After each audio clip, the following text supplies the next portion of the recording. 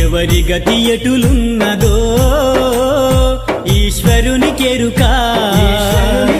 ఎవరికి విధముగా జరుగునో పరమాత్మకెరుక ఎవరి గతి ఎటులున్నదో ఈశ్వరునికెరుక ఎవరికి విధముగా జరుగునో పరమాత్మకెరుక ఎవరి స్థితి ఎటులున్నదో